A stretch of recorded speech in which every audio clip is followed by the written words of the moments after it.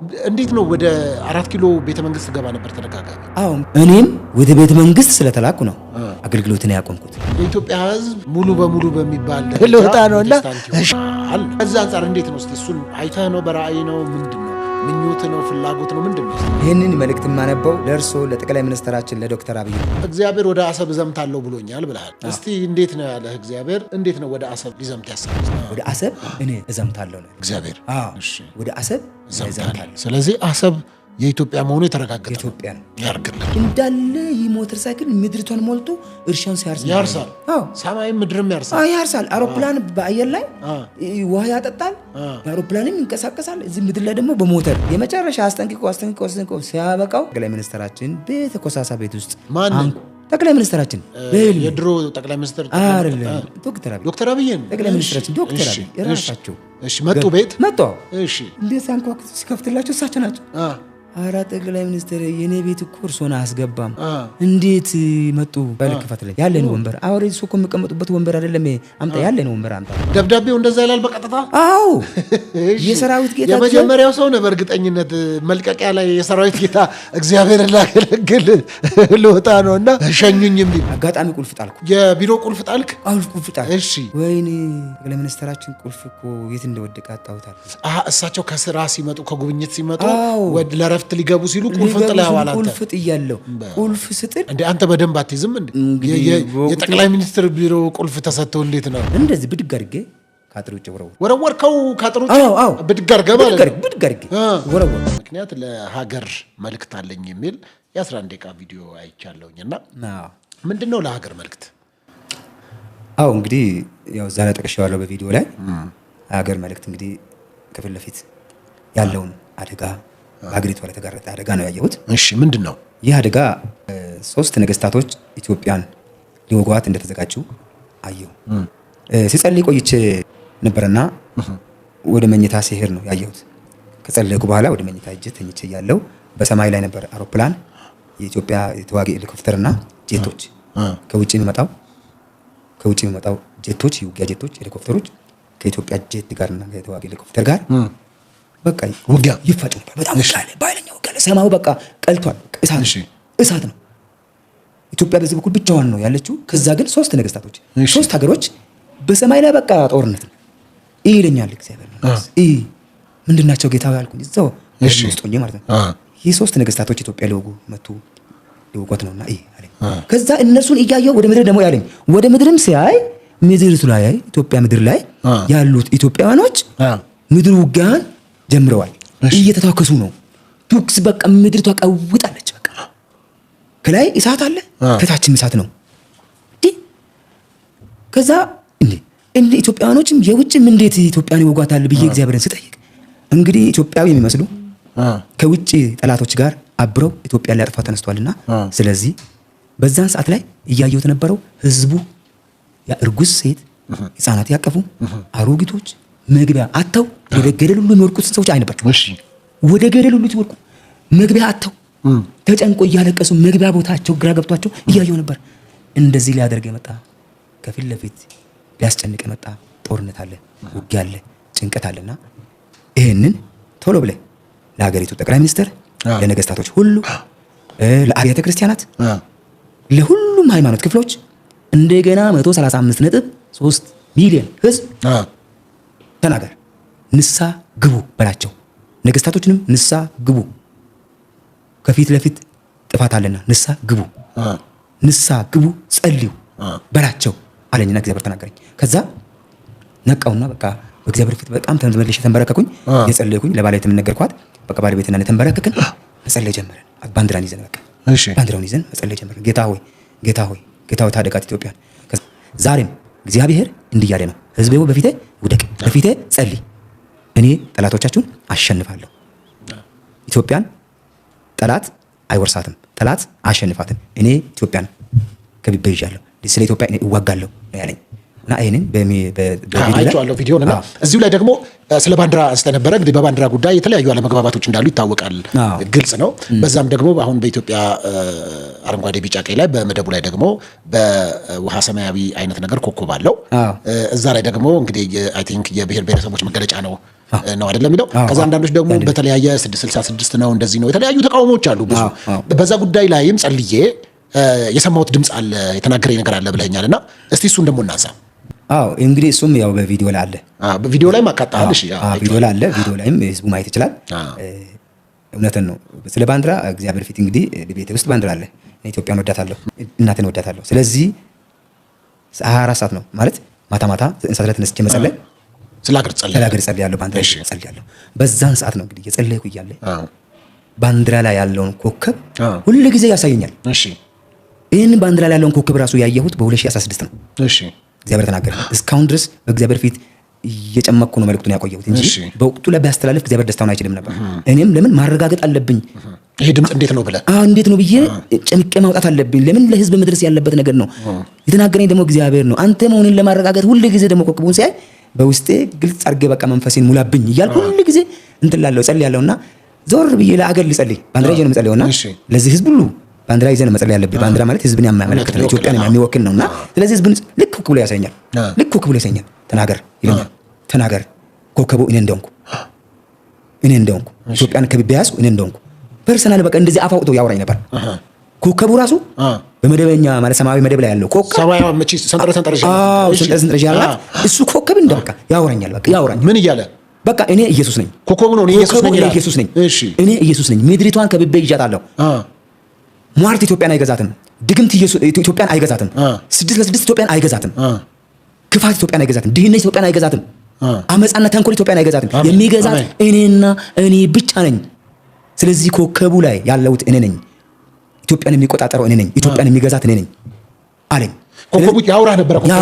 አንተ ያየው ባንዲራውን ኮከቡ ራሱ ይናገር ነበር። ኮከቡ ራሱ ያወራኝ ነበር። ምንድን ነበር የሚልህ? እኔ ኢየሱስ ነኝ ይላል። እኔ ኢየሱስ ነኝ። ይንቀሳቀስ ነበር ጨርቁ። አዎ በቃ እንደዚህ ያለ ማለት ያለ በቃ ሰንጠረዡ ራሱ ያለው እንደዚህ ይንቀሳቀሳል አይደል? ይንቀሳቀሳል፣ ይናገረኛል። በቃና በቃ እኔ አሁን ቤተሰቦቼ ልጆቼ ተኝተዋል ማለት ጋር እኔ ደግሞ በቃ በእንባ ነው የምታጠበው ነበረው። በእንባ ነው ግን ጌታ ሆይ ይሄንን ነገር እኔ አለሁ ልኝ ነበር። እኔ አልተጨነቅም። ምክንያቱም ባንዲራው ጨርቅ ስለሆነ ሲያወራ ራሱ የመጀመሪያ ስለሆነ የመጨነቅ ነገር የመደንገጥ ነገር አልነበረ። በጣም ድንጋጤ ነበረ።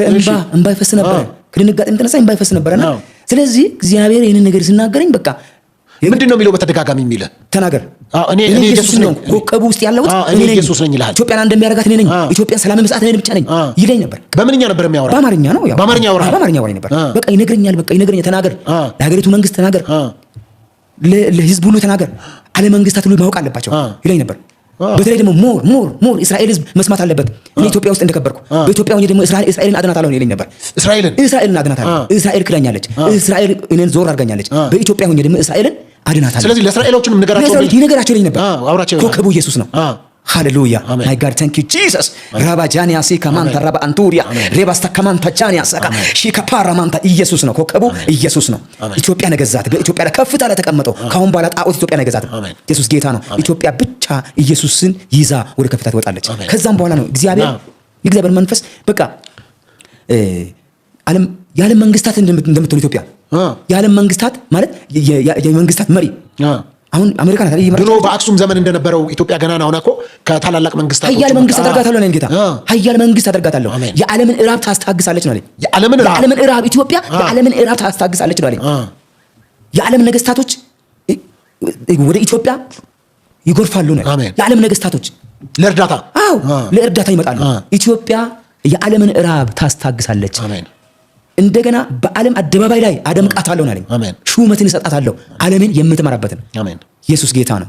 ስለዚህ ይህ ጌታ ኃያል አምላክ ነው። ሁሉን የሚችል አምላክ ነው። ሰማይ ዙፋኑ፣ ምድር የእግሩ መረገጫ የሆነችለት ጌታ፣ አይኖቹ የእሳት ነበልባል፣ እግሮቹ የጋለ ናስ፣ በግርማ በሞገስ የሚራመድ አምላክ ነው። ኢየሱስ ጌታ ነው። ስለዚህ ይህ ጌታ እንደዚህ ነው ተናገረኝና እግዚአብሔር የእስራኤልን ካርታ በወቅቱ አያሳየም ነበር። ስለ እስራኤል ሲናገርህ ነው ስሟን ብቻ ነው የነገረህ? ስሟን ብቻ አይደለም። በዚያው በእስራኤል ባንዲራ ቸርች ውስጥ አለ። እሺ አንተ ጋር ሌላ ቸርች ላይ ሌላ ቸርች ላይ አለና የኢትዮጵያ ባንዲራ ላይም ኮከብ አለ አይደል? በእስራኤል ባንዲራ ላይም ኮከብ ነው ያለ። ኮከብ አለ አይተህ ከሆነ እንግዲህ ይህንን እያሳየ ኢትዮጵያ ግን እስራኤል እንድትመለስ ምክንያት ትሆናለች። የቃል ኪዳን ህዝቤ ረስቶኛል፣ ክዶኛል። ግን አሕዛብ በሆነችው በኢትዮጵያ ተጠቅሜ እሷን ወደ እኔ መልሳታለሁ ይለኝ ነበር። እዛም ባንዲራ እያሳየኝ ማለት የእሷ ባንዲራ ጎን ለጎን ስለነበረ ማለት ነው። እና እስራኤል በኢትዮጵያ መሪነት ትመለሳለች። እንደገናም ደግሞ ኢትዮጵያና እስራኤል አንድ ሲሆኑ ነው ያየሁት። ኢትዮጵያና እስራኤል አንድ ሲሆኑ ማለት በአንድነት ሲገናኙና በኢትዮጵያ ላይ ኮንፈረንስ ሲዘጋጅ። ኦኬ ምን አይነት ኮንፈረንስ ነው? ኮንፈረንስ በቃ መንፈሳዊ ኮንፈረንስ ሲዘጋጅ። በኢትዮጵያ ውስጥ በኢትዮጵያ መሪነት ኮንፈረንስ ሲዘጋጅ፣ በአደባባይ መስቀል አደባባይ ላይ ኮንፈረንስ ሲዘጋጅ ኢትዮጵያና እስራኤላውያን አንድ ላይ እና ይሄንን አይ ነበር። በጣም የሚገርም ነው። እና አንድነትን ይፈጥራሉ ነው ሁለቱ ኢትዮጵያና እስራኤል አንድነትን ይፈጥራሉ። ኢየሱስ ጌታ ነው። ስለዚህ ይሄንን ነበር እግዚአብሔር የገለጠልኝና ሞር ደግሞ በቪዲዮ ላይ በደንብ አድርገን እዚሁ ላይ ስለምናካትት ነው። እንግዲህ በተደጋጋሚ ደግሞ ወደ ቤተ መንግስት ገባ እንደነበረ ሐሳቦች ነበሩና እንዴት ነው ወደ 4 ኪሎ ቤተ መንግስት ገባ ነበር ተደጋጋሚ? እንግዲህ ያው በገሃድ አይደለም፣ በመንፈስ ነበር፣ በህልሜ ነበር። በህልም ነው የምትገባው? እንዴት ነው የምትገባው? እስቲ በህልሜ ነበር የምገባው። አንበሳ ከተማ አውቶቡስ በሚሰራበት ሰዓት ላይ እንግዲህ ከክፍለ ሀገር ሙሉ ጊዜ ለእግዚአብሔር ለማገልገል ሰጥቼ ነበር ወደ አዲስ አበባ የመጣሁት። እና አዲስ አበባ መጥቼ ከመጣሁ በኋላ ነገሮች ደግሞ ሳይሆን ሲቀር ኑሮ ጉዳይ ሆነና ወደ አንበሳ ከተማ አውቶቡስ ገብቼ እየሰራሁ ነበርና እዛው እየሰራሁ ባለሁበትም አሁንም እግዚአብሔር ውጣ እያለኝ መጨረሻ ላይ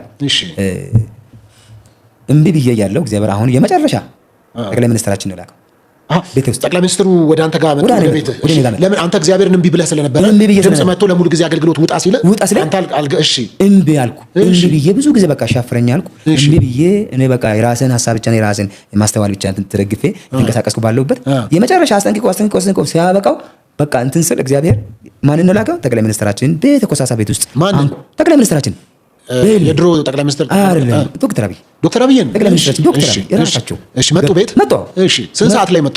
እኔ እንግዲህ 11 ሰዓት ተኩል ላይ ነው ወደ ጠዋት 11 ተኩል ላይ ሊነጋጋ ማለት ነው። ኦልሬዲ 12 ሰዓት ሊሆን ሲል በጠዋት ነው የመጡት ማለት ነው። በጠዋት መጡና ገቡ ቤት ማለት ነውና ገብቶ እንዴት አንኳኩት ሲከፍትላቸው እሳቸው ናቸው። ኧረ ጠቅላይ ሚኒስትር የኔ ቤት እኮ እርሶን አያስገባም፣ እንዴት መጡ? በል ክፈትልኝ። ያለን ወንበር አውሬ እሱ እኮ የሚቀመጡበት ወንበር አይደለም፣ አምጣ ያለን ወንበር አምጣ አሉኝ። ያለኝ ኩርሲ ነበር።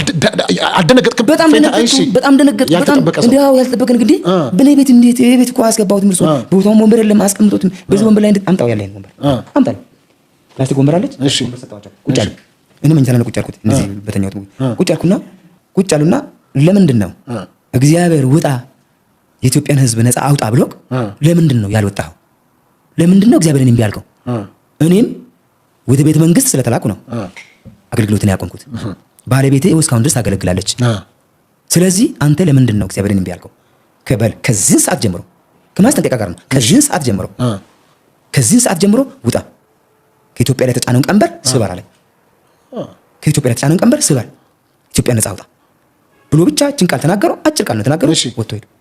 ከዛም በኋላ በቃ አልተኛም። እንዴት ነው አለባበሳቸው ምናምን እንዴት አይነት ነበረ? ሙሉ ልብስ ነው በቃ የለበሱት። ሱፍ ለብሰዋል። በቃ ገብተው ቁጭ ስሉ እንግዲህ እንደዚህ እንደው የሆነ የሚበላም ነገር ላቅልብ ምናምን ማለት ምን እላለሁ። በቃ እሳቸው ምንም ነገር በቃ እችን አጭር መልእክት ስተው ነው የወጡትና ምንም ነገር ልላቸው አልቻልኩም። በቃ ያለኝ ነው አቅርባሉኝ። ያለኝ ወንበሬን አቀርብኩላቸው። ቁጭ እንዳሉ ይሄን ሀሳብ ብቻ ተናገሩና ወጡ።